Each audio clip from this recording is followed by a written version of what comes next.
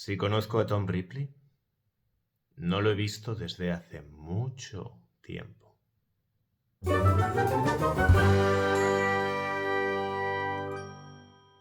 Hola, ¿qué tal? Soy Iván F. Mula, periodista cultural, y en este vídeo os voy a hablar de Ripley, la nueva adaptación de la famosa novela de Patricia Highsmith, El talento de Mr. Ripley, una novela que generó toda una saga de libros, quizá una de las más famosas de esta escritora, y que ha tenido varias adaptaciones al cine y que ahora por primera vez nos llega en formato serie, una saga, un personaje, una novela, unas adaptaciones de las que yo soy muy fan, y por eso yo tenía una gran expectativa que ahora me ha generado unos sentimientos encontrados, diríamos. De entrada, decir que yo celebro esta adaptación hace 25 años que no se hacía una. Creo que es un material muy rico, inagotable, y que aunque siempre es la misma historia, creo que cada momento le puede dar una perspectiva distinta porque es bastante atemporal y muy avanzado a su época. Sin embargo, considero que en este caso, por primera vez una versión seriada, como os decía, cosa que creo que es una buena noticia porque cambiarle el formato a veces aporta cosas nuevas. Creo que se han tomado buenas decisiones, algunas decisiones originales y otras decisiones que, no siendo malas, yo cuestionaría un poco. Es difícil juzgar una obra cuando eres muy fan. Yo me he leído el libro varias veces, la película del 99 con Matt Damon y Jude Law la he visto un montón de veces, así que es muy difícil separarse de los referentes que ya tienes para valorar esta obra de manera más pura, más virgen y más objetiva. Sin embargo, creo que la propia obra es consciente de esto y en cierta manera parece, al menos esa es mi impresión, que toma decisiones para diferenciarse de esa versión anterior tan popular, es decir, que no toma decisiones porque cree que son lo mejor para contar esta historia o creen que es el vehículo más apropiado, sino que lo hacen para parecer diferente a un referente con el que inevitablemente se la va a comparar. Un ejemplo muy evidente es en blanco y negro. La película tiene una fotografía preciosa, casi me da Stendhal a veces prácticamente en cada plano. Es deliciosa, delicada, elegante, sofisticada, pero ¿qué nos aporta realmente en blanco y negro? ¿Por qué tú decides contar esta historia en blanco y negro? Estamos en la Italia de 1960, una Italia que debería ser colorida, multicolor, tecnicolor. No tiene nada que ver con ese blanco y negro que claramente asociamos a hechos históricos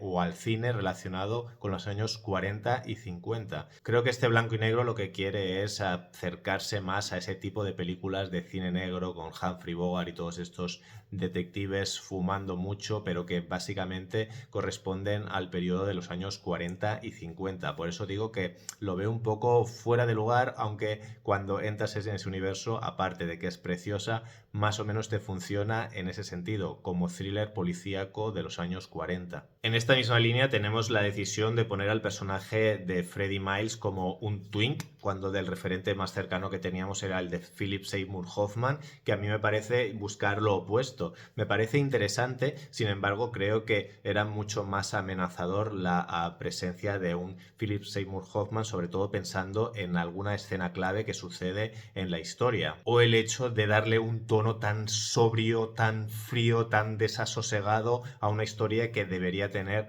sobre todo en su tramo inicial, mucha más pasión y muchas más emociones a flor de piel, aunque estén reprimidas. Pero el hecho de que estén reprimidas hace que de alguna forma estén ahí las emociones bullendo en algún lugar. Sin embargo, en esta película no se ven por ningún lado. Puestos a hacer una nueva versión de esta historia, que ya tiene un referente que para mí es un 10, que es el de Matt Damon, otras versiones anteriores como la de Alain Delon, que me parece excelente, me parece bueno que se haga una versión distinta. No creo en ese tipo de remakes que se llevan tanto hoy en día, de hacer una especie de copia plano por plano, emulando las secuencias más memorables. Sin embargo, creo que debería tener su personalidad propia y no esta especie de hijo rebelde en el que intenta hacer todo lo contrario de lo que son sus referentes solamente para ser distinto. Estas decisiones, por eso digo que yo las cuestiono mucho, me parecen bellísimas en cuanto a la estética, pero me hace entender peor la historia, una historia que por suerte ya conocemos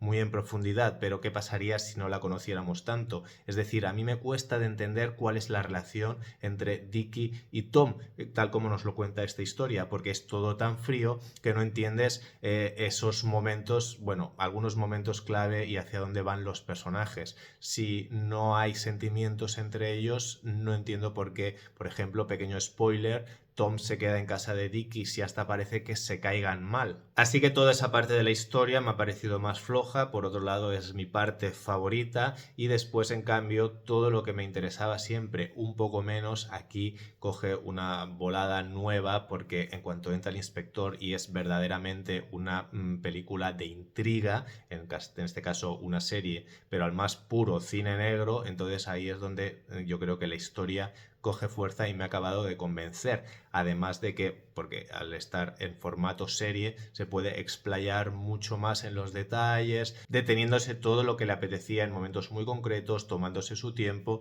y en definitiva haciendo que este producto sea meticulosamente cuidado, y eso creo que para el tipo de series que se hacen hoy en día es muy de agradecer, especialmente para un producto de Netflix. Andrew Scott creo que hace un buen trabajo, es muy buen actor, pero al mismo tiempo creo que se ha planteado como el Ripley menos carismático, con el que menos empatizas, quizás el más antipático, desagradable, y lo que hace es que percibas al personaje como el más frío y psicópata, lo cual probablemente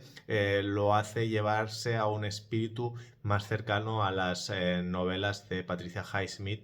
donde ella, aunque miraba con una cierta admiración a estos personajes oscuros, creo que siempre había un poco de distancia que en las películas que hemos visto adaptadas de ella desaparecía un poco, sobre todo cuando los actores le ponían su belleza o su carisma al personaje. Así como este Dickie, que es algo sosainas y no demasiado atractivo, lo cual hace que todavía sea más difícil de entender la obsesión que tiene Tom por él, más allá de que él quiera su dinero, lo cual se supone que nunca ha sido el motor inicial de la historia. Por todo esto le voy a dar un 6 a esta primera temporada de esta serie. No sé si va a haber más temporadas, pero precisamente creo que el hecho de que esté planteado como una serie me parece interesante, sobre todo para que la continúen más allá del talento de Mr. Ripley, una saga que tiene 5 novelas y que me parece que tienen mucho por contar. Incluso hay algunas que nunca se han llevado a la gran pantalla, y teniendo un actor como Andrew Scott, que no es tan joven como otros actores que han interpretado a Ripley, creo que se puede dar continuidad a la historia, y creo que la presencia de John Malkovich concretamente en la serie me parece que está intentando dar pie a esa continuidad, y ojalá sea así, porque me parece que tiene más recorrido y creo que el tono que han cogido les llevaría muy bien a contarnos el resto de historia que queda por delante. Eso es algo que sí me gustaría ver, porque es mucho más inédito en el mundo audiovisual que hemos tenido de la saga de Ripley.